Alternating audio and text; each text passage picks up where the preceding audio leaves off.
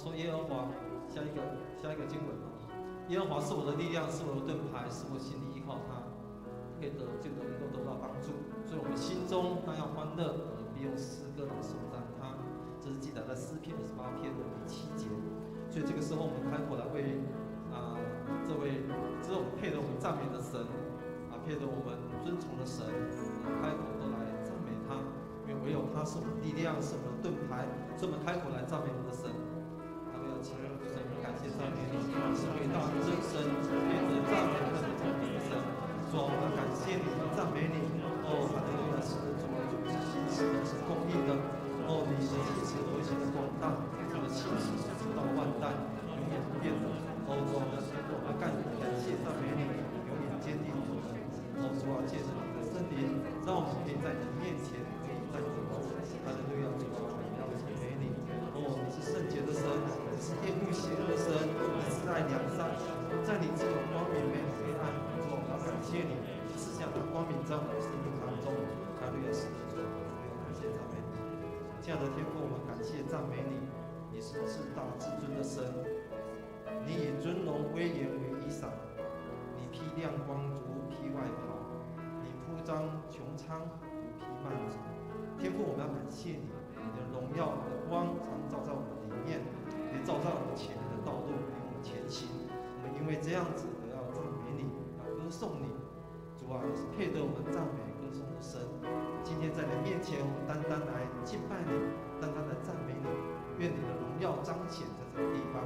这样祷告，奉主基督圣名求。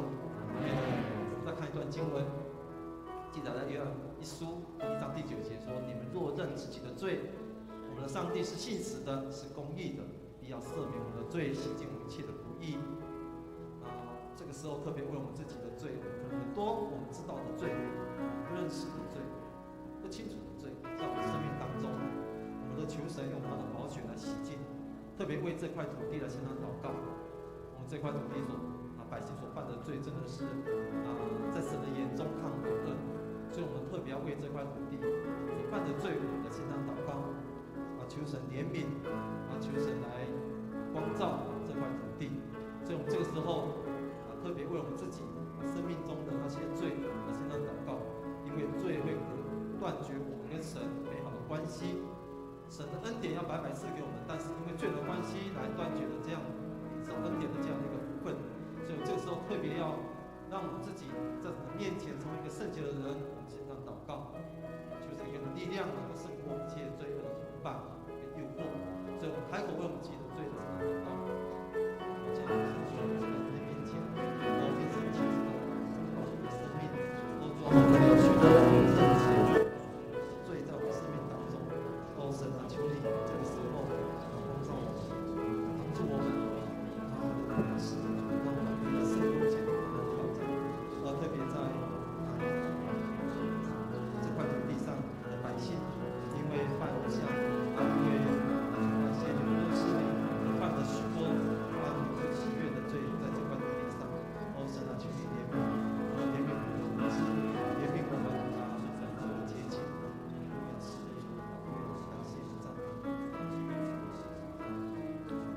这个时候，将我们每个人在你面前悔改的罪、痛悔的罪摆在你的面前，这样的祷告，让我们来恳求神。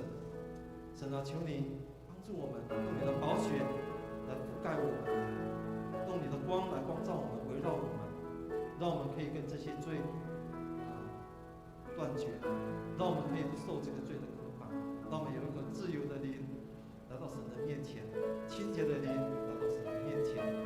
主啊，求你洗净我们一切的污秽，让我们可以在今天用圣洁的灵来到神的里面，来与主你面对面。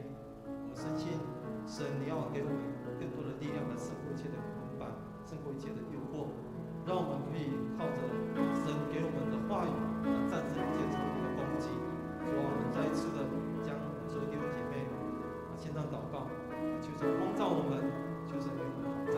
这样祷告奉主基督圣名求。我们接下来为了几件事情来祷告，我们特别为新冠疫情来祷告。知道这个时候在台湾这1-2个礼拜有一波的一个传染，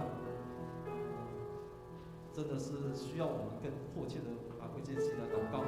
我们也知道世界各地有更大的一个传染，更大的一个疫情的一个攻击所以我们这个时候要求神能够赐下医治，赐下恩典，让这些疫情可以得到控制，让我们可以回归到正常的生活。我们特别为国内的这些第一线的防疫人员献上祷告，求神给他们智慧，给他们能力，也给他们有健康的身体，让这些医疗人员、防疫官员，他们有聪明智慧，知道如何来帮助我们所有的百姓能够度过疫情的攻击。最后一个，我们要为台湾在过年期间一切都能够平安，我们的百姓都能够同心合力配合政府的防疫的一个措施，让整个疫情可以控制，让大家可以平安的过年。所以在这样的一个情况下，需要我们更多的弟兄姐妹在这样的一个防疫的一个关卡破口上，我们来迫切的祷告。所以这个时候邀请所有弟兄姐妹开口来祷告，也为这个疫情来开口祷告。还有是的，求你的掌权在这当中，或者说我们这个是什么？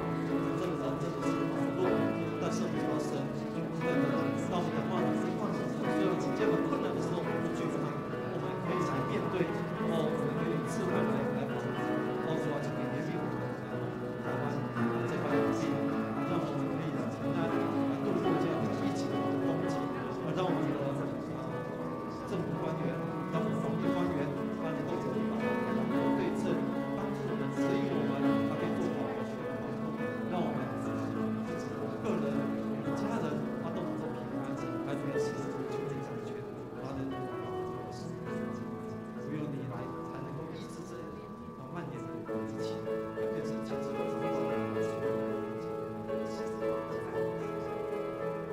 接下来我们来为我们自己所面对的困境跟困难来祷告特别新的年度刚开始我们真的要为这个新的年度2022年献上祷告，求神保守我们的心不受任何的攻击，有平安，有喜乐，有信心，有盼望。我们为我们的家庭，为我们跟人家人的关系来献上祷告，特别为我们家庭的成员的身心灵来献上祷告。第三个，我们为我们的工作，为我们的职场，为我们的学习来祷告，让我们跟职场的同事跟我们的同学之间的关系能够更美好为我们可以有经济稳定有丰盛的生活解决财务的困境来献上祷告。最后，为我们个人的身心的健康，为我们本身的一些疾病来献上祷告，特别为家人的健康来献上祷告求神在我们新的年度能够掌管我们的生命，掌管我们前的道路，带领我们前面所面对的一切的困难跟挑战。所以我们开口为我们今年新的年度，我们自己个人、我们家庭、我们工作献上祷告。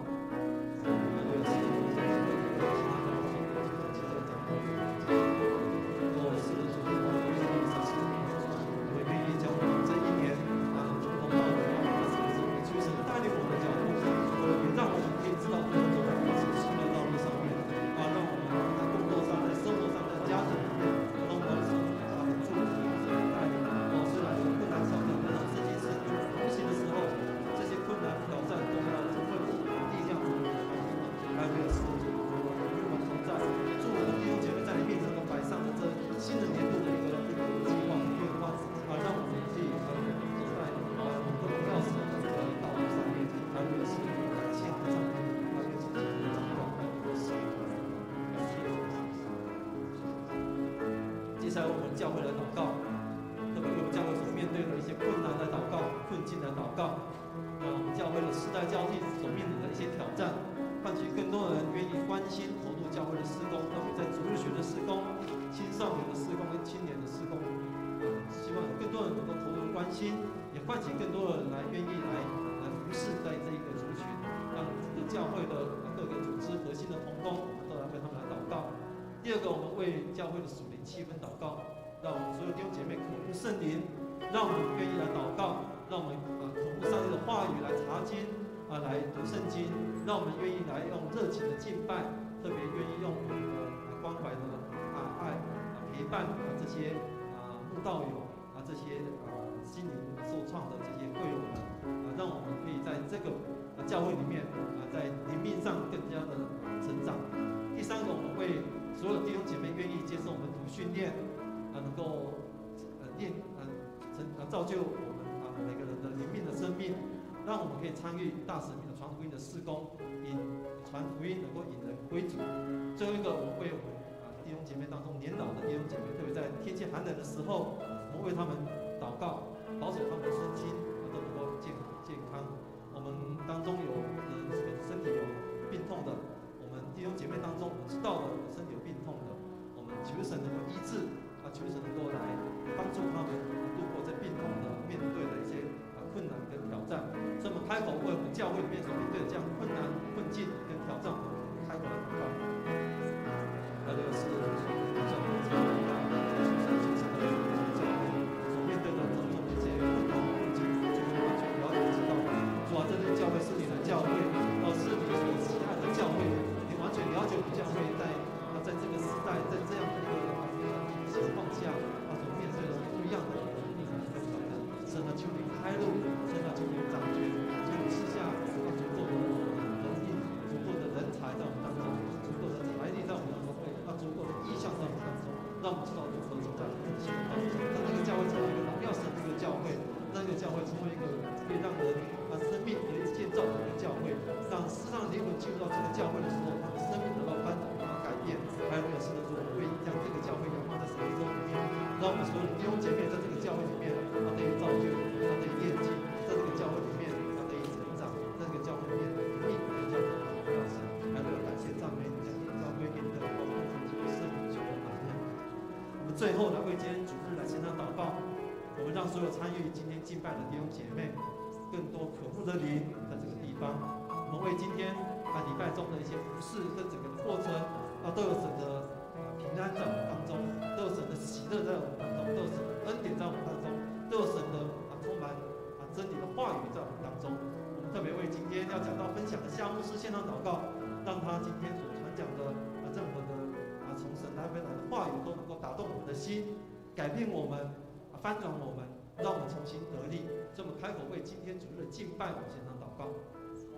是的，我们早上敬拜献上祷告。神啊，求你的光照在这个地方。主啊，让我们早上敬拜的时候，让我们开始敬拜。主啊，设立宝座在这个地方。主啊，你高兴的时候的时候，还是你高兴的时候。还有是愿意在这个地方，非常清楚，在你面前都摆上这一切，还有是现在我们的生活。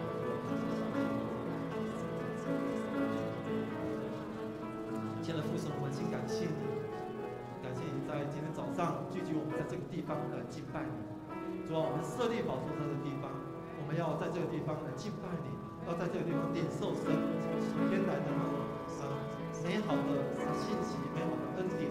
主啊，求你这个时候派天使围绕在我们四周围，让这个地方完全属于你。主啊，我们看见十架的荣耀彰显在这个地方，来都要感谢赞美，将一切荣耀归给你。特别当早上的这样的一个敬拜，敬拜在神的手里，愿神亲自掌管我们所有的弟兄姐妹的心，让我们单单仰望，来都要感谢赞美，这祷告奉主基督圣名求，阿门。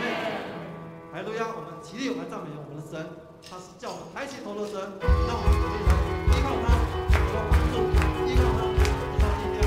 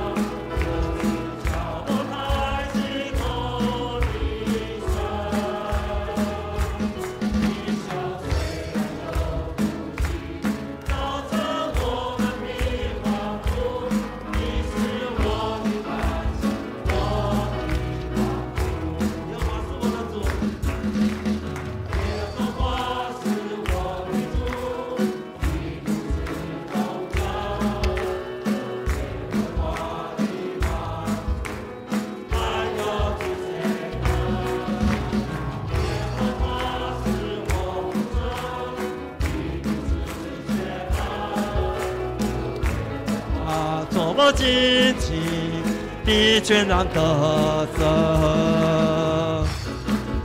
耶和华是我思维的盾牌，是我的荣耀，又是叫我抬起头的神。一宿虽然有哭泣，早晨我们必欢呼。你是我的帮助，我的帮。耶和华是我思维的盾牌，耶和华是我思维的盾牌，是我的荣耀，又是叫我抬起头的神。一宿虽然有哭泣，早晨我们必欢呼。你是我的磐石，我的帮助。耶和华是我思维的盾牌，是我的荣耀，又是叫我抬起头的神。一宿虽然有哭泣，早晨我们必欢呼。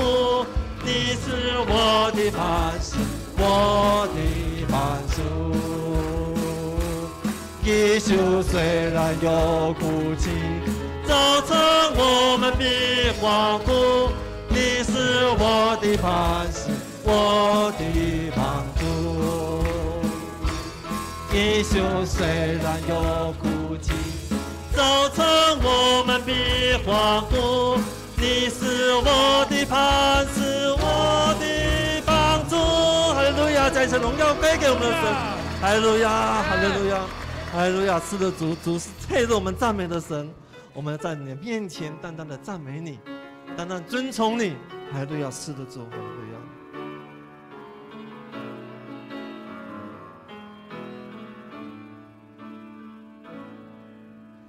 太阳不足彰显你的光辉，蓝天装不下你的意念，繁星数不尽你的恩典，群山无以表明你威严。太阳不足彰显，太阳不足彰显你的光辉，蓝天装不下你的意念，繁星数不尽你的恩典，群山无以表明你威严。哦，耶稣，你真配得赞美。哦，耶稣，为你配受敬畏。谁能诉说你无比的荣美？谁能测度你无限的智慧？太阳不足彰显你的光辉，蓝天装不下你的意念，繁星数不尽你的恩惠，群山无以表明你威严。哦，耶稣，你真配得赞美。哦，耶稣，为你配受敬畏。谁能诉说你无比的荣美？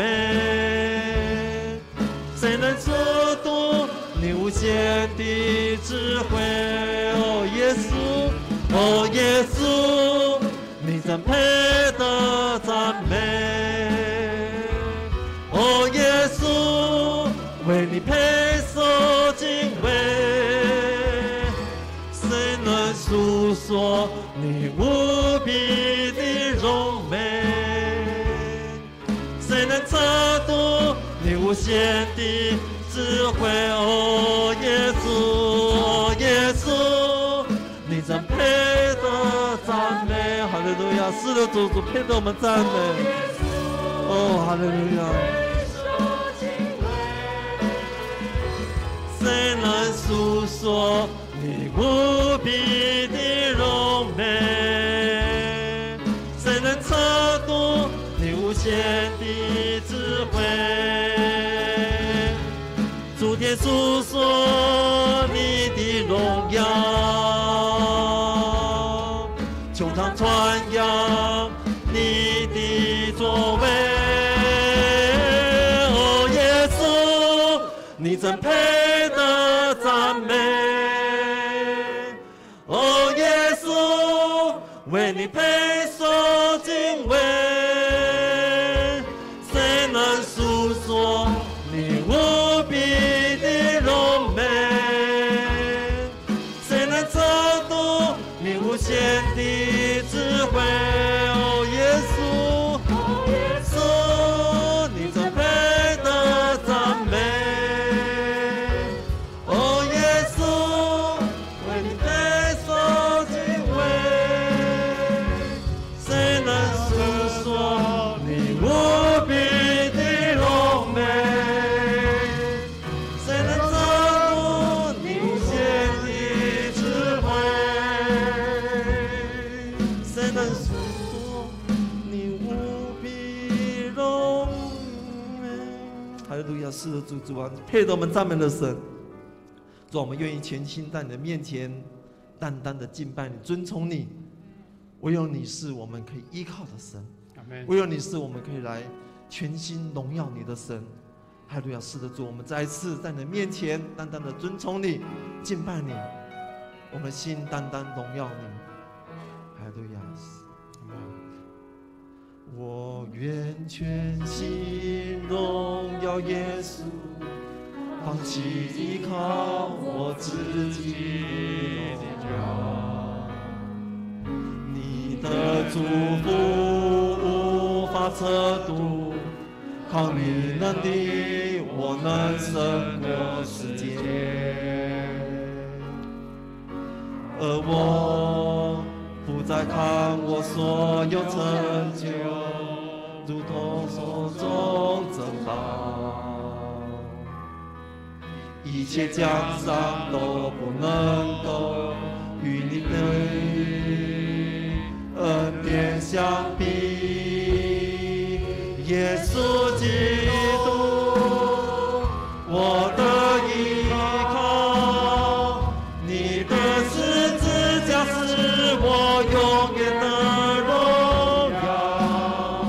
生命每个气息都是属于你，我的源头，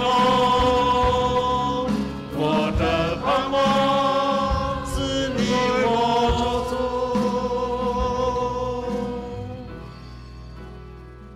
我愿全心荣耀耶稣，因你恩典是我的新生命。你的怜悯触摸我心，你慈爱为我的软弱效力。而我这一生别无所求，只愿更认识你，所有成就都不能够与我的主荣耀相比。耶稣基督，我的依靠，你的十字架是我永远的荣耀。生命每个气息都是属于你，我的源头，我的盼望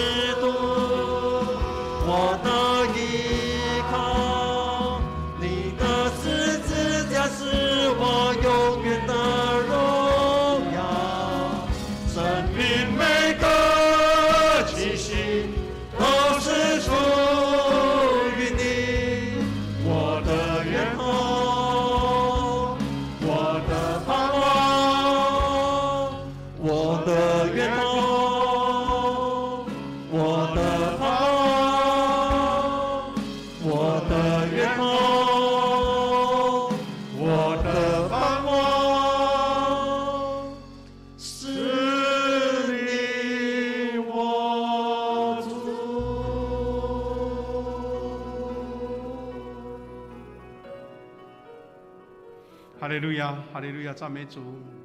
是的，我们每一个生命的气息都由你而来，我们只不过是尘土所造，但是你赐下属灵的生命。主啊，我们每一个盼望，我们的源头都从你而来。是的，因为我们确认这一件最重大的奥秘，所以我们成为你的儿女。我们来到圣殿，是为了朝见你、敬拜你，仰望我们生命的源头，我们的主。主啊，将这样的信念，将这样的力量，将这样的智慧跟盼望，赏赐在我们每一个弟兄姐妹身上。所以我们要抓住内心的赞美、祷告、祈求，是因为我们的生命跟主连结，我们才能得到真正的释放、真正的自由、真正的盼望、真正的生命在我们当中。感谢赞美主，愿每一位在这边一起敬拜主的弟兄姐妹都得到上帝恩典，也得到圣灵的恩膏，让我们学习主的真理，勇敢面向这个社会、这个世界，能够有力量来走前面的道路。主，我们这是要学习主耶稣教导我们的祷告文，一起同声来祷告说：我们在天上的父，愿人都尊你的名为圣，愿你的国降临，愿你的旨意行在地上，如同行在天上。我们日用的饮食，今日赐给我们，免我们的债，如同我们免了人的债，不叫我们遇见试探，救我们脱离凶恶。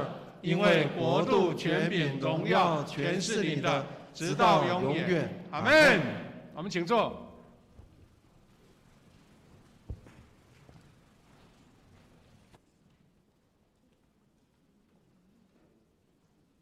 这个时候，我们一同来恭受上帝的话语。今天的经文记载在约翰福音10章第7节到11节，还有一处是约翰3书1章1到4节。我们一同来念。于是耶稣又对他们说：“我郑重地告诉你们，我就是羊的门。凡在我里前来的都是贼，是强盗，羊不听从他们。我是门，从我进来的必然安全，并且可以进进出出，也会找到草场。盗贼进来，无非要偷、要杀、要毁坏，而且是丰丰富富的生命。我是好牧人。好牧人愿意为羊舍命。我是长老，我写信给亲爱的该有，我诚心所爱的朋友。亲爱的朋友，我祝你事事顺利，身体健康，正如你命健一样。有些信徒到这里来告诉我，你对真理忠诚，一向以真理为生活的中心，使我非常高兴。比听到我的孩子们都生活在真理中，能使我快乐的人。这时候，我们请圣歌队来献诗。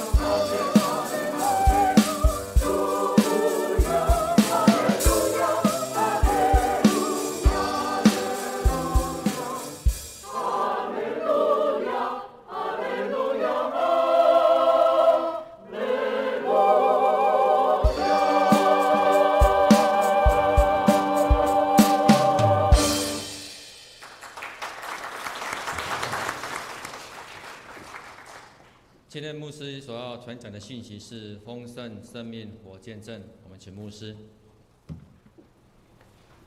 各位姐妹，大家平安。感谢我们圣歌队用轻松活泼、美好的信仰的诗歌来跟我们一起敬拜上帝。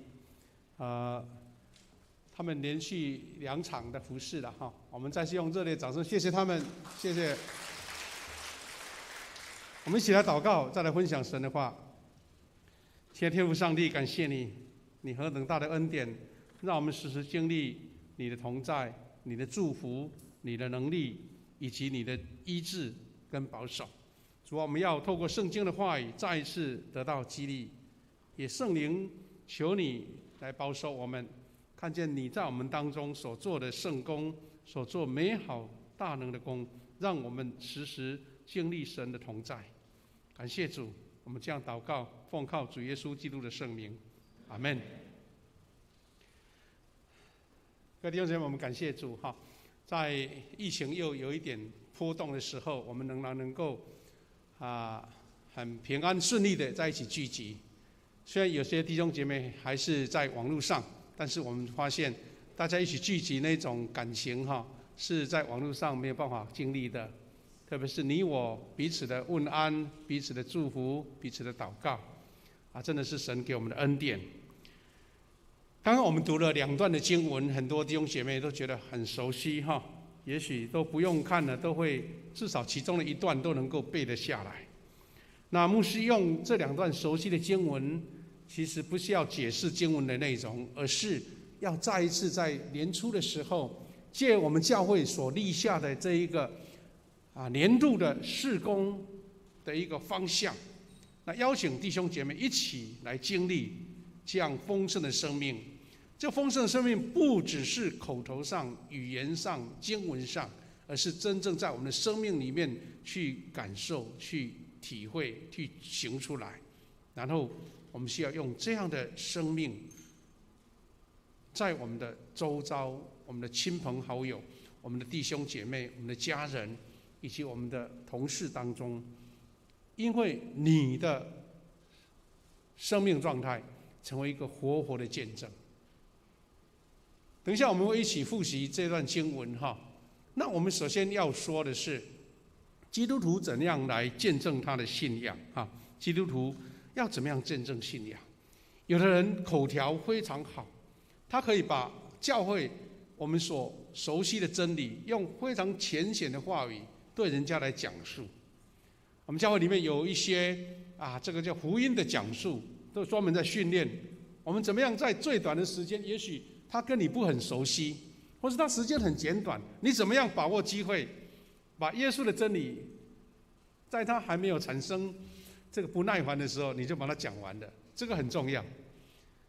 不过除了这个之外，跟你在生活周遭常常见面的弟兄姐妹，其实你倒不必用那么简短的话把它一次讲完，但是他讲完他完全没有反应，而是我们要亲自透过我们自己的丰盛生命来影响他，来见证神的恩典。所以呢，我几个礼拜前看到一篇报道很有趣，他说美国呢，他们一个基督教的机构叫巴纳研究团队在2021年的11月公布了一个研究报告。这个报告是针对 Z 世代，Z 世代。我们知道现在不同年代都有一个称呼了哈。那我们在中国那边比较习惯说什么80后、90后，他们会讲这个年代的人，年轻人有什么样的特质了哈。然后他这个第四代是在调查1990到2010年出生的这一群年轻人哈，他们做了一个报告，研究报告叫做《在下一世代重振福音事工》。那提到了几个重点哈，这个重点是说，对于周遭这一群年轻人，你对非基督徒的青年或非基督徒就是还没信主或是不认识信仰的，他说比起解释信仰，你口头把它讲的头头是道，这样的解释信仰，其实活出信仰才是有吸引力的传福音方式。换句话说，你很会谈，很会讲，但你的生活一塌糊涂，你的信用平等那么低，你跟人家相处常常吵架，常常跟人家争执，你说你有办法讲多棒的福音，人要信你哪一个？这个就是特别美国这个 Z 世代他们的人的一个共同的回应。那 Z 世代他们这些非基督徒青年呢，也不大偏好公开的传道方式，好像邀一群人我就给你布道会或是做这么样的一个宣导。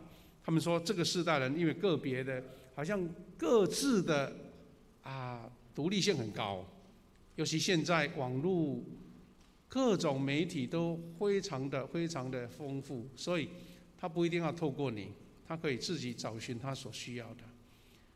所以分享福音不能仅靠口传，更应该结合实际的行为来做榜样。那这个是美国的一个调查，我相信这个台湾也类似的。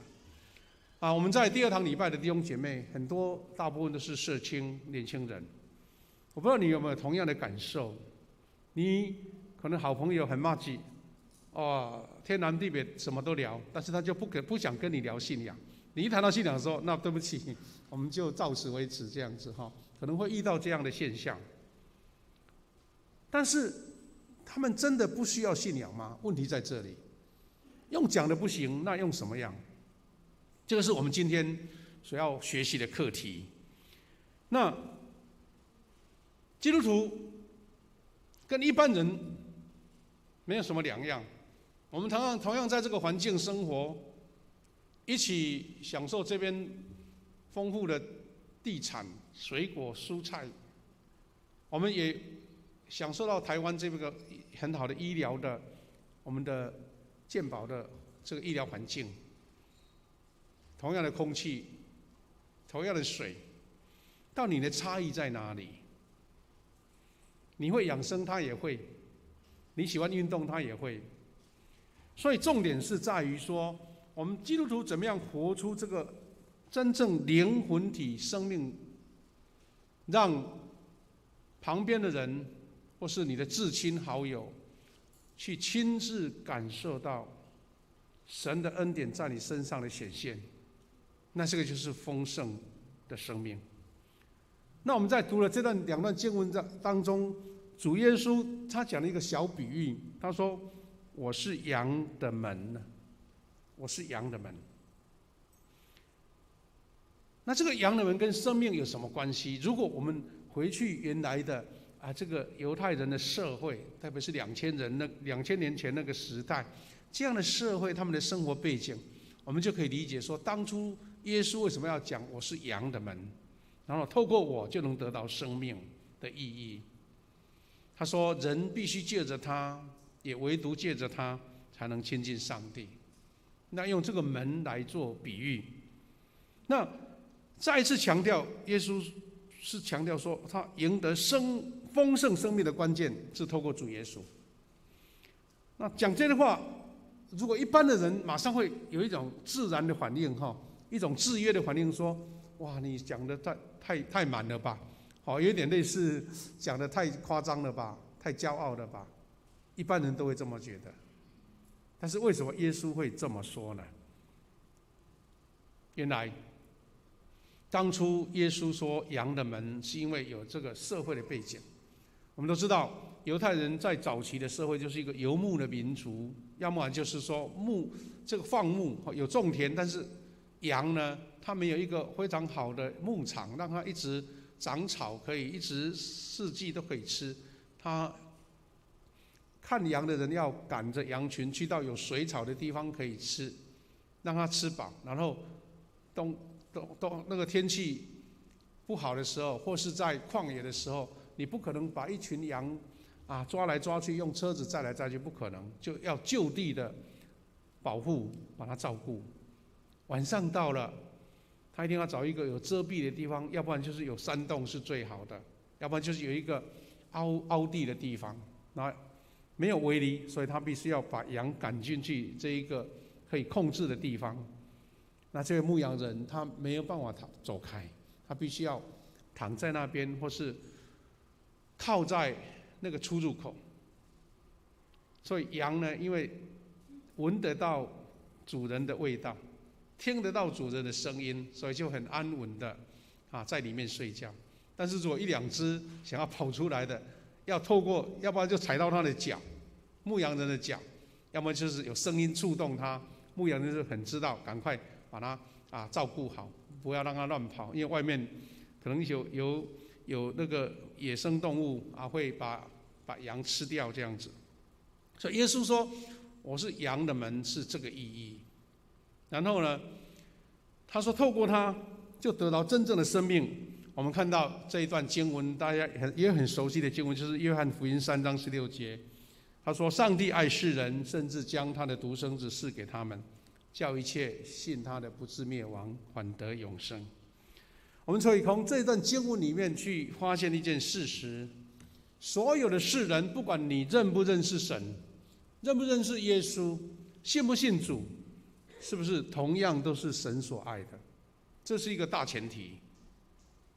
所以圣经说，上帝让太阳照好人，也怎么样？也照不好歹人这样子。上帝赐下雨水，会集中在那些好人的身上吗？或是好人的地区吗？这里世界有那个好人区跟坏人区吗？没有吧？因为圣经说我们都是罪人。所以神爱世人这一个普世的原则是我们都理解的，当然外邦人可能还不熟。重点在这里，他说是独生子给他们，赐下独生子，这个是最宝贝，我们在圣诞节常常提起的。独生子是上帝美好的礼物，但是一个前提或是一个根据，就是叫一切信他的。所以我们可以从这边一起去推展这个逻辑每一个人都被神所爱，他也把这个好的礼物主耶稣赐给我们，但是要不要得到是你有没有信，你信了就不至灭亡，反得永生。那所以这边才会分出信的人跟不信的人，那这个圣经明明白白清楚地告诉我们。那我们当然是要抢救灵魂要用尽办法来传福音给他们，让他们也认识啊。但是他这边提到的就是说，关键在于世人有爱他嘛，有爱他才能得到真正的生命，对不对？爱世人世人有没有爱他，就是得永生跟灭亡的关键在。所以这个时候，我们弟兄姐妹一起来学习的是，我既然口头上来描述真理信仰是基本的没错，但是更有效果，我们可以说不是那个不重要，而是更有效果的是，我们有丰盛的生命，在我们的生活当中、家人当中、朋友当中、同事当中、同学当中，我们会很自然而然的显露出那样的力量跟光芒。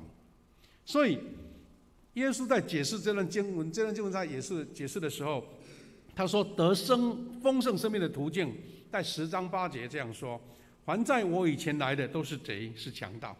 耶稣为什么会讲说我是羊的门透过我会得着生命？但是他又讲说以前来的是什么呢？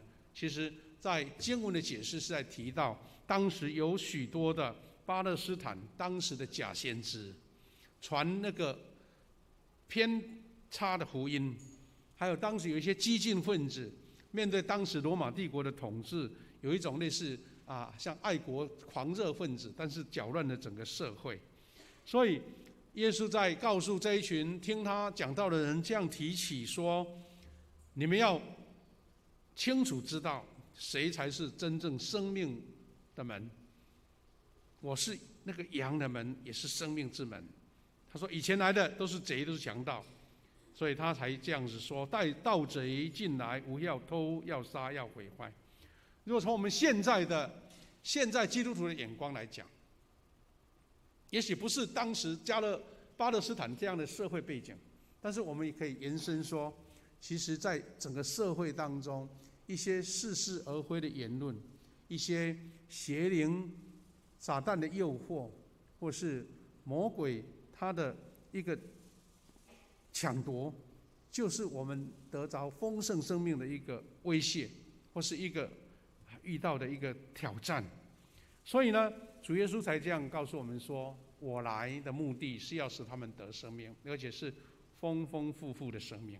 意思是说，前面讲的你们信了跟了，可能走向一个灭亡的道路，被毁坏了，走错路了，走错一个灭亡的道路。但是记得我来是要让你们得生命的。所以耶稣来不是讲一篇天国的大道理啊，讲得非常非常的精彩，而是真正我们的生命得着，而且是丰盛的，这是耶稣的原意。那关键点在哪边？关键点在于，耶稣不是空口说白话，耶稣是他说我是好牧人，好牧人愿意为羊舍命。这关键点就在这边，因为他愿意舍，愿意给，愿意赐下拯救。所以我们跟主耶稣来连结，我们来跟这个生命连结，因为羊的门我们进了，赐下生命的主我们得到了，那才是得生命的力量。如果没有，我们靠人的修养，靠人的各方面的维持，我们只能说可能是缘木求鱼，或是我们的力量不够，会泄气，会失去。所以基督徒因为有这样的主耶稣为我们舍命，这样的能量，这样的力量，透过圣灵继续在维持，所以我们跟主产生一种更加得力量的关键。所以当我们软弱的时候，一般人有他的解决的办法，但是基督徒是愿意说，主啊，我需要你，我力量不足，求你帮助我。因为这是主耶稣给我们这个舍命、恩典跟力量。所以弟兄姐妹，我们怎么样去寻求到这样得祝福的关键？这个活的信仰是连接在你整个生命、整个人生的生活当中，而不是一个知识性的理解，而是随时从神得到帮助。弟兄姐妹，我们基督徒怎么样追求灵魂体皆丰盛的人生，是因为我们有神这种力量，这个耶稣拯救的力量、医治的力量、释放的力量、带领前面道路的力量，那我们就可以勇敢向前。因为我们知道，我们跟一般人一样，同样软弱，同样有困难，同样眼光不足，但是我们有神可以依靠来带领前面的道路。所以这个是我们读到约翰三书这几节所得到的一个学习。这位约翰长老写给他的好朋友，或是他的亲爱的亲人，就是该犹，他给他做了这样的祝福。他说：亲爱的朋友，我祝你事事顺利，身体健康，正如你灵性的健全一样。我们都知道这段经文我们会背会很熟，我们常常用这样经文送给别人。但请记得，这个也不是一种标语，或是你抽到一个祝福卡那就结束了。请记得，约翰长老在祝福这位朋友的时候，前后文很重要。所以我们从很多信仰的前辈给我们提到说，这段经文就所谓的三拍子的祝福了，一个节拍一个节拍，三个拍子的祝福。那后来呢，我们用现代的眼光把这段经文又引申过来，我们得到这5种的祝福，而是5重的祝福了。第一个是身体的健康，第二个是事业的兴盛，第三个是喜乐的心，第四个是美好的人际关系，第5是灵命健壮。也许有些人会马上下结论说，这个只不是一个正面祝福人的话，听听就好了。但请记得，它不只是一个祈福的话语哦，这是真正透过约翰这位长老跟该犹所做的勉励，他怎么说呢？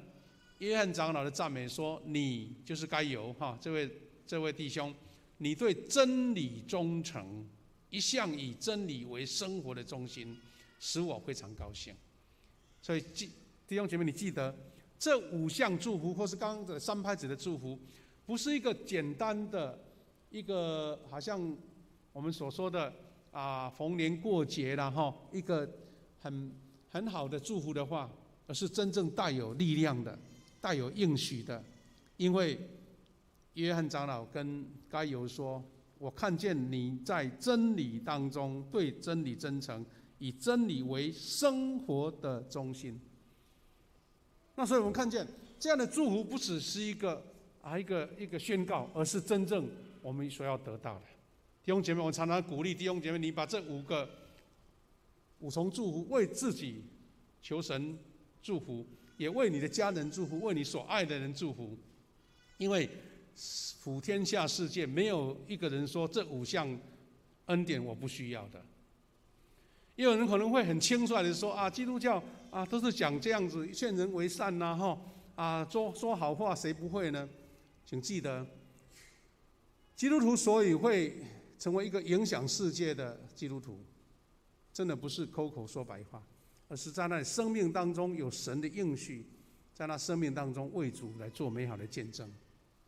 从亚伯拉罕开始，圣经就这样说亚伯拉罕，我要让你的子孙像天上的星星，像地上的沙一样多。亚伯拉罕，我要赐福给你，因为要透过你来祝福世人，或是祝福你的子孙。基督徒是领受这样的恩典跟祝福，是世人都需要的。但是因为我领受到了，我可以用这样的生命来分享给隔壁，分享给我的家人，分享我的亲朋好友。如果说我们只是用口头上讲一讲就算了，有时候人常会讲说，那你只会变而已。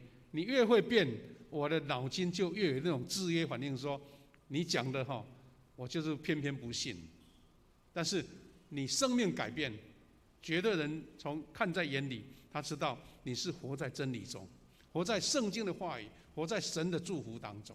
所以这位该由他因为活在真理中，一切以生活以真理为生活的中心，所以约翰长老说，没有一件事情比这件更高兴的，让我更高兴、更喜悦的。所以弟兄姐妹，我们跟上帝有密切的关系，才是有灵魂体皆丰盛的人生。不是说我们信了主，我们得了恩典，什么事情世上的事情困难都没了，不是，是因为你得到了这个耶稣为你舍命的力量，这力量是活的力量，是圣灵所应许的。所以这个力量持续在你生命当中成长，持续在你遭遇的每个困境当中，帮助你突破这样的困境，有力量去承受。这个是神给我们的恩典。所以你如果不跟神有密切的关系，就像刚刚我们提到的，上帝爱你也爱别人那谁能得到恩典呢？是因为我们信他的，相信他的人。弟兄姐妹，我们在2年前牧师用这个主题来做，也是用这个主题来分享我们怎样得到丰盛的生命当中有4个我们必须要去突破的困境。第一个困境就是你学会要操练将重担跟忧虑交托给神。一个忧忧愁愁的人，一个心事重重的人，一个凡事瞻前顾后没办法突破的人，你怎么完成什么重大的使命呢？但是困难还在忧虑还在重担还在但主耶稣说，凡劳苦担重担的，可以到我这里来。你要到主面前，把困难跟重担跟主交托，这是我们得到丰盛生命第一个就是要排除的，把重担交给神。第二个，你要操练保有知足的心。如果不知足，我们人生一直活在贪婪或是需求当中。但是一个人足够的丰盛的生命，他会知道处在任何的环境，他都平安跟喜乐。我记得在年幼的时候，当时呢，如果能够吃到一块饼干或是一个糖果，你会觉得哇，今天好幸福哈。那今天一大堆甜点饼干在你面前，你都觉得很累赘，因为怕糖分太高，对不对？怕影响你的身体。所以知足是一种比较的环境。我前几天看到有人传一张那个网络的图卡，他说看到委内瑞拉原来是一个盛产石油很丰盛的国家，没想到因为战乱的关系，因为政治斗争的关系，整个国家都贫穷的不得了。那看到这个照片，他说一个小孩子因为得到一块饼或是什么东西泪流满面，感到好满足，流了泪。他提醒我们说，我们到底什么样才是知足的人生？是因为在任何的处境，你都得了神的恩典跟祝福所以一个丰盛的生命，不是跟人家比较有多好我的钱财有多大，而是因为你足够了，你觉得这样很安稳了。台湾，我想最近这几个月，大家都经历到很奇怪的一种体验政府宣布说，全部加薪4%，大家觉得哇，好高兴又加薪了，因为已经20几年没有这样的好消息。没想到薪水还没加所有的物品都涨价了，涨到你发现说，干脆不要涨好了，不要涨我的薪水好了，这样反而还花得比较好。更何况我们的房地产贵到根本我们连想都不敢想。美国的已故的总统叫甘乃迪，他有一次在做全国演说的时候，他讲了一句话，他说：“我们这个美国的社会，当时甘乃迪的时代是美国国力最强盛的时刻。他想说，如果我们没有办法保护或是照顾到这些贫穷人的生活，让他们能够安稳的过日子，我们也就不能保护这些有钱人。”他的意思是说，你不照顾到这些关系到这些弱势者，有钱人再多可能也不安全。中国好多的世代，好多的朝代发生革命，或是发生了朝代的更替，都是因为有好几百万饥饿的农民，他没得吃。他说：“有拼会死，不拼也死，那拼看看。”所以国家就这样子完蛋了。所以甘乃迪这样的话，就是说，我们怎么样照顾到全世界每一个软弱的人民，他能够得到饱足。所以有人在最近的新闻提到说，因为股票涨得太快了这个苹果这间公司呢，他们的市值快要3兆美元。那3兆美元是什么概念？他说是全世界叫第5大经济体。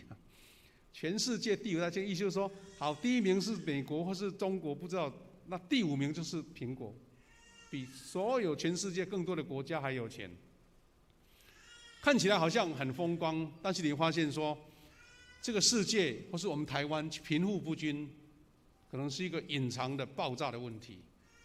那我们回到个人，是我们觉得我们能够在很多物价一直高涨的当中，我们怎么样去料理我们自己的经济，我们自己的生活能够得到饱足，那是我们的课题。求神让我们有知足的心，不会因为这样的贪求而让我们陷在一种困境当中。那因为敬虔跟知足就会使生命更丰盛，而不是我的银行的数字有多高，我的房子有多豪华，而是因为我知足跟敬虔，我会领受那个富足的喜乐跟平安。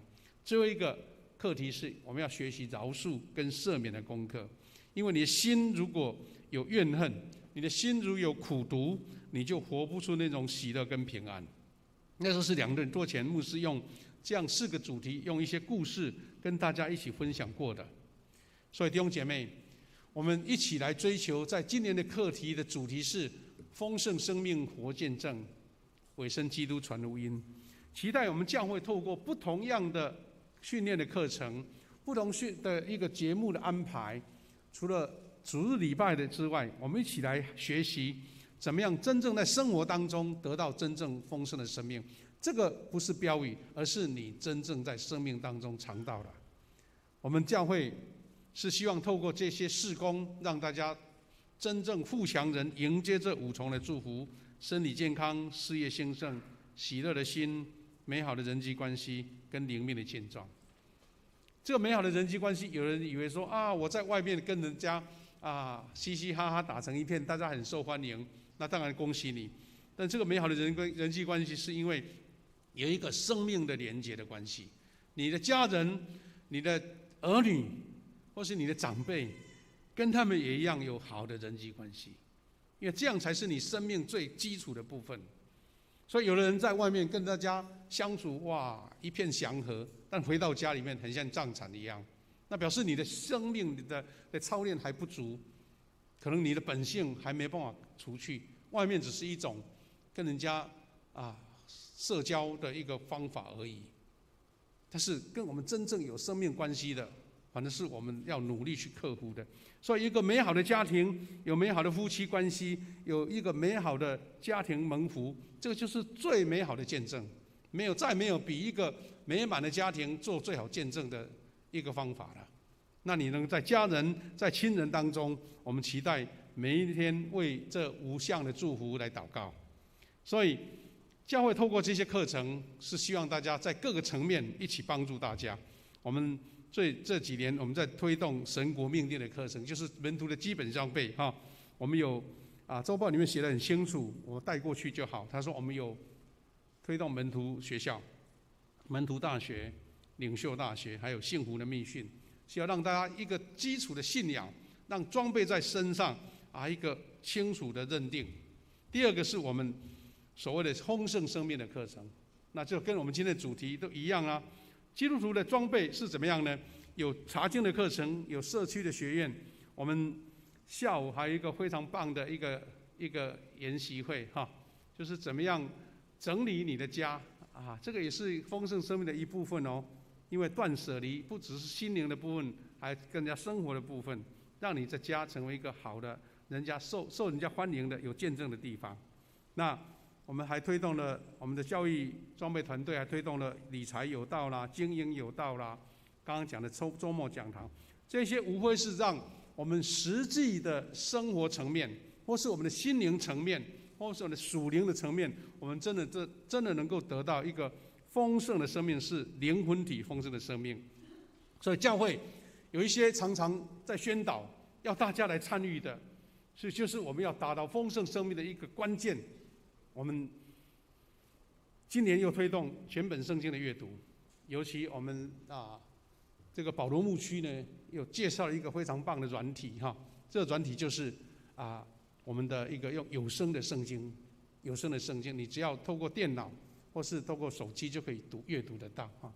那第二个是我们抄写圣经，特别是新朋友，我们新受洗的弟兄姐妹能够用圣经来抄写那个诗篇这个箴言这样子。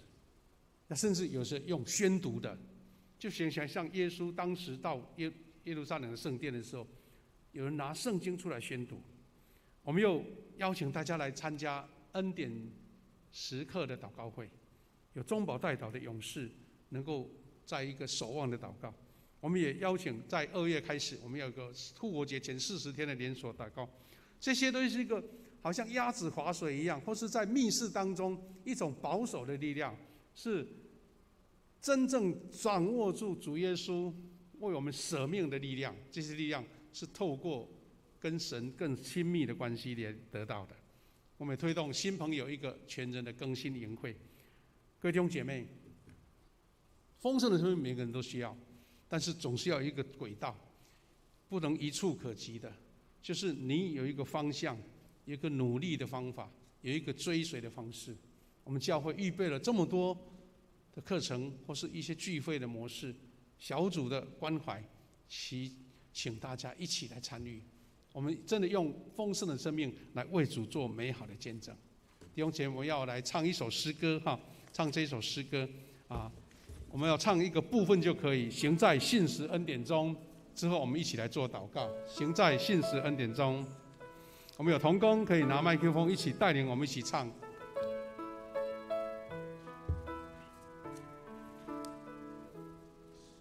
引我进入美地，有山有谷有泉源，他为我有丰盛预备，我必定一无所缺，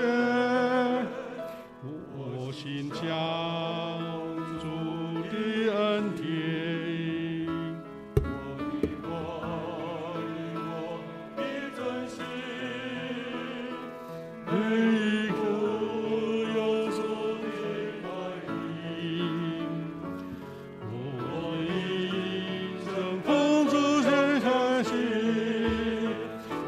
行在耶和华的信实恩典中，信实恩典中，我行在耶和华的信实恩典中，信实恩典，我行在，再一次，我行在耶和华的信实恩典中，信实恩典中，行在耶和华的信实恩典中，信实恩典中。感谢主，我行在耶和华的信实恩典中。信实恩典中是什么意思呢？就是刚刚我们学习的经文，凡信他的不至灭亡，必得永生。弟兄姐妹，我们一起在神面前来向神呼求。刚刚牧师分享了5重的祝福，是不是我们用这5重的祝福来求神赐福给你，也赐福在你身边或是你的家人当中？你提名为他祷告说，主啊，赐给我们有健康的身体，有顺利的事业，有喜乐的心，有美好的人际关系，有丰盛的灵命。我们为自己，为家人，为你所爱的人来祷告。第二个，我们为疫情能够早早能够得到控制祷告，让我们大家生活不受影响。第三个，我们为周报里面所写这些我们关怀的弟兄姐妹，他们的病痛得着医治，被神所触摸，被神恩典来围绕来祷告，也为你自己的工作，为你的生活，为你的家庭来祷告。我们一起开口为自己用5重的祝福，求神赐下这样的祝福在我们当中，一起祷告。天父上帝，我们感谢赞美你的恩典，主，我们求神赐下这样的祝福在我们当中。主，我们求你赐给我们健康的身体，有事业的丰盛，以及我们有喜乐的人生，以及我们有美好的人际关系，特别是让我们在灵命跟主有美好的连结，有生命的丰盛来祷告。主啊，我们为自己祷告，为我们的家人祷告，为我们所敬爱的人，我们所亲爱的人祷告。主啊，让我们活在神的恩典中，活在神的信实恩典中。主啊，这样的能力浇灌在我们当中，喜乐在我们当中，陪恩典赐给我们。我们也求主保守我们在这个疫情的威胁之下，大家能够平安度过，特别是在春节的时候我们的弟兄姐妹、亲朋好友往来的时候，也能得着神的恩典。感谢赞美你，感谢赞美你，感谢恩典在我们当中。主啊，求你也保守我们每一个弟兄姐妹，能在遇到病痛的弟兄姐妹，能得到真正的医治，得到神的祝福。主啊，奉你名来祝福在座的每一位弟兄姐妹，无论是年纪大年纪小，我们每个人都得着丰丰盛盛的生命，为主来做活活的见证。感谢赞美主，祷告奉耶稣基督的圣名，阿们。我们再唱一次好不好？我觉得很有激励的力量这个活在恩典中就好，我行在耶和华，好不好？我耶和华恩典中，行事恩典中，我奉在耶和华的行事恩典中，行事恩典中。哈利路亚！我们给隔壁祝一下，说祝你有丰盛的生命，好不好？好，我们把时间交给诗慧。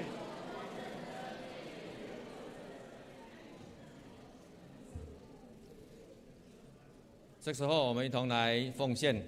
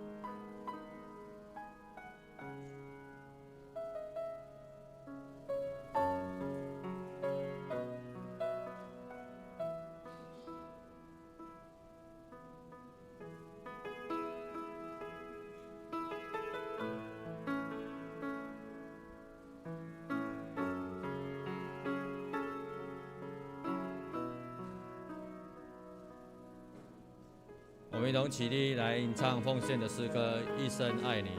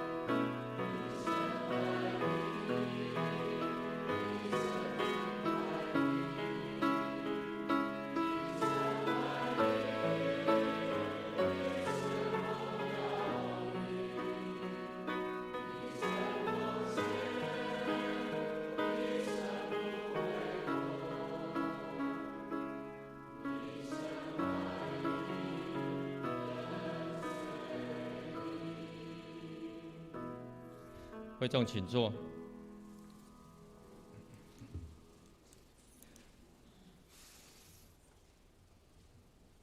这时候我们来背诵我们的本月的金句，记载在马太福音28章18节到19节，我们一同来念。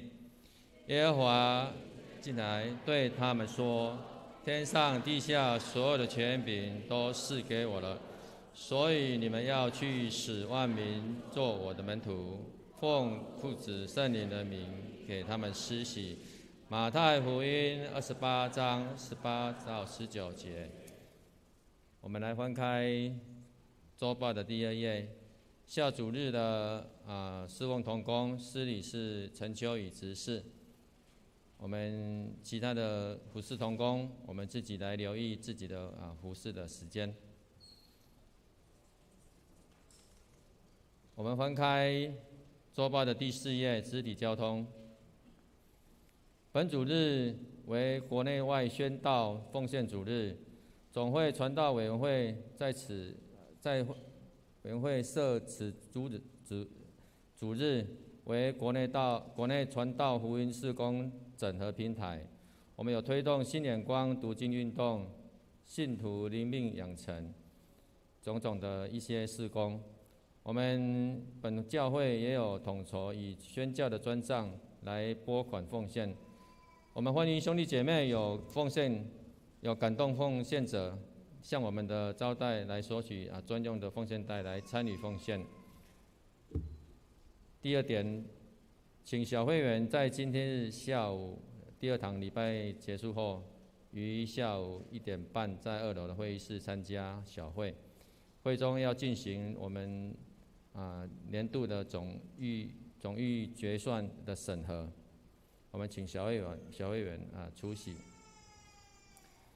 第3，我们定于下主日在礼拜进行当中有医治祷告的时间，鼓励在2堂礼拜讲道后有身体或心灵病痛，我们渴求得医治的会友，我们可以在自己的座位站立，来接受我们众会友来祝福祷告，来迎接圣灵的赐下医治。第4点，我们春节假期的聚会的公告，新春称谢礼拜定于2月1号礼拜2上午9点举行第1堂礼拜，欢迎兄姐预留时间在新春初一来到圣殿参与称谢礼拜，并为新的一年求主来保守带领。第2，1月30小年夜主日礼拜，因1月30已进入我们的春节假期，本会将举行1堂礼拜，礼拜的时间将自9点开始。我们邀请兄弟姐妹持守安息日，同心前来敬拜上帝。第3，主日学的上课的暂停，由于春节假期，主日学将于10月30到跟2月6号2个主日来暂停上课2次。我们也鼓励家长，我们家长鼓励孩子来一同参加礼拜。我们1月31到2月5号的周间聚会暂停，全教会性的周间聚会在春节期间、春节假期来暂停举行。第5点，我们本会收集2月20号的会员和会资料，我们请于在今天来缴交。我们来翻开第5页的第6点，本会在今天下午要举办元月份的富强周末讲堂。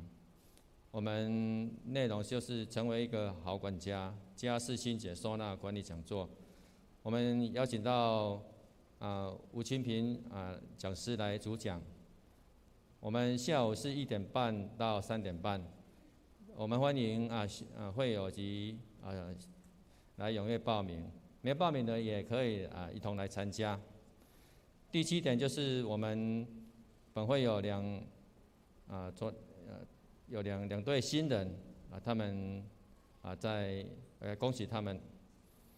我们看到第9点，本会吴长成执事的母亲吴陈瑞珠姐妹，于1月11号礼拜2在新竹家中门主恩召，安息主怀，享高寿96岁，定于1月25日礼拜2上午在新竹灵粮堂举行追思告别礼拜。我们请兄姐在主内为家属代祷，求上帝赐下安慰与力量。我们接下来我们看下面就是我们有富强门徒学校及大学开课的消息，我们自己来过目。我们翻开第6页，有我们门徒培育读经的计划，还有我们哀伤陪伴及离婚关怀事工的消息，还有我们哀伤陪伴的课程，还有第7页就是主日学的事工报告，还有提摩太牧区的报告。我们关怀代祷，我们也常常为我们的台湾、为我们的外交，以及为我们本会的国度的事工，也为我们兄弟姐妹的病痛长期在信仰当中的兄姐，为他们来提名代祷。有总众会的社区消息，我们自己来看。我们请牧师来补充报告。各位弟兄姐妹，我要来介绍新朋友哈。那之前我们今天有一位可爱的婴儿哈，我们教会的弟兄姐妹的小朋友，就是品君跟凯丽的小朋友叫晨曦哈。等一下我介绍补充报告之后啊，你先到前面来哈，到前面先坐一下啊，请谢牧师，到时候我们补充报告完，我们一起来做为他祝福，对小朋友祝福祷，先坐，你们请找位置坐哈。好我们也是喜事哈，昨天我们教会呢为西道长老的公子哈志佳和依玲举行一个非常热闹很棒的婚礼。志佳跟依玲有来做礼拜，对不对？来站起来，让我们看一下，来拍手一下，来恭喜恭喜！两位真的是郎才女貌哈祝福他们他们又在北部生活了，不然如果在我们教会一定很热闹昨天大家都祝福他们这个要生养众多，生养众多。我们今天有看到小朋友来教会，非常棒这是神的恩典。好，那我来介绍新朋友第一个就是我们昨天有来参加婚礼的我们的西道长老，他们在红甲碧气的好朋友同学就是潘晓玲姐妹、陈志昌弟兄、高俊贤、吴义伟4位好朋友，请你们起来，让我们欢迎你们。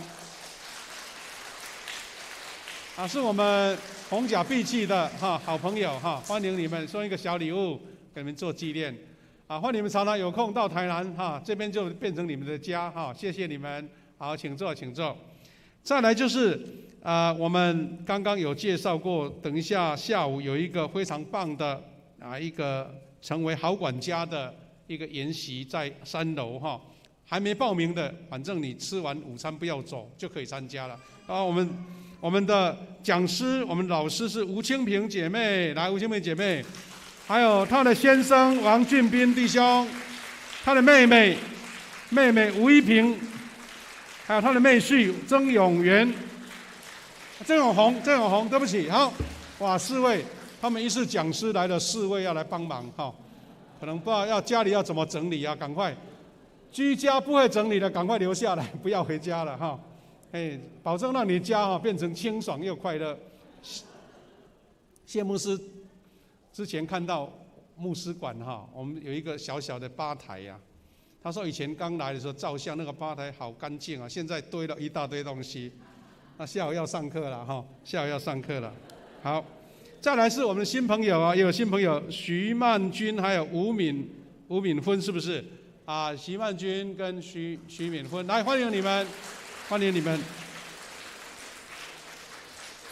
恭喜欢迎在这个疫情当中我们能够一起聚集大家主要是口罩继续戴好我们楼下有那个喷酒精的地方如果能够10连制更好了祝大家在春节有一个美好的假期，特别是我们有亲朋好友从国外回来的、外地来的，我们都能够得到真正的平安那周报的内容我们就来自己看了我们现在要为我们的晨曦小朋友来祝福祷告，那我们请谢牧师来帮忙来。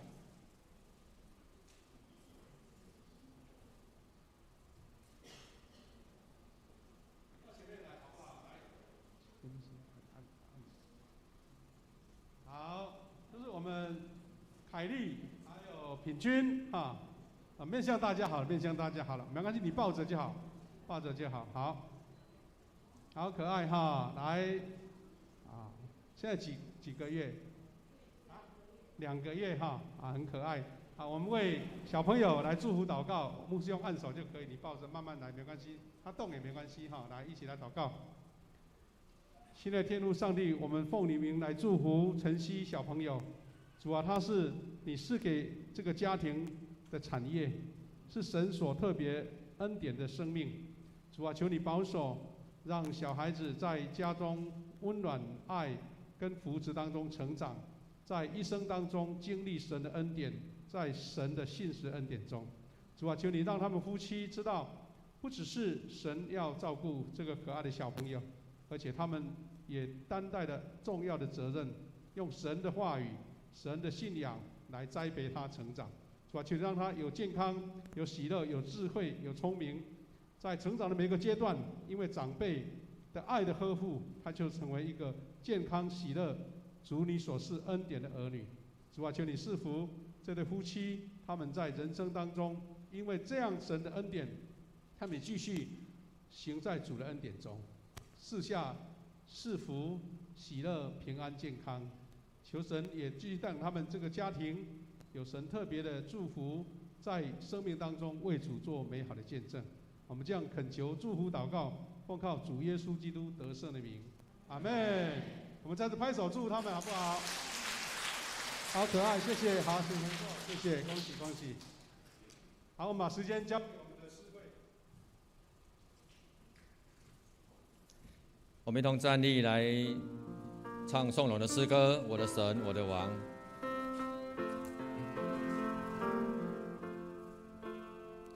我的神，我的王啊，我要尊重你的名，我要永远称颂你，我要天天称颂你。我请牧师来为我们祝祷。一起来领受从神来的赐福跟恩典。愿主耶稣基督的恩典、上帝的慈爱、圣灵的保守相通，与每位弟兄姐妹同在，赐下平安、喜乐、健康，也丰盛的生命，来为主做美好的见证，从今时直到永远。阿们。阿们。阿们。阿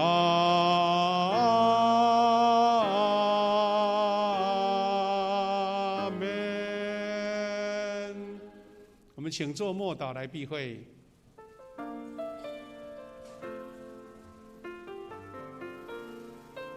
弟兄姐妹，我们今天的午餐参加的午餐的，我们有一个摸彩券哦最后一次。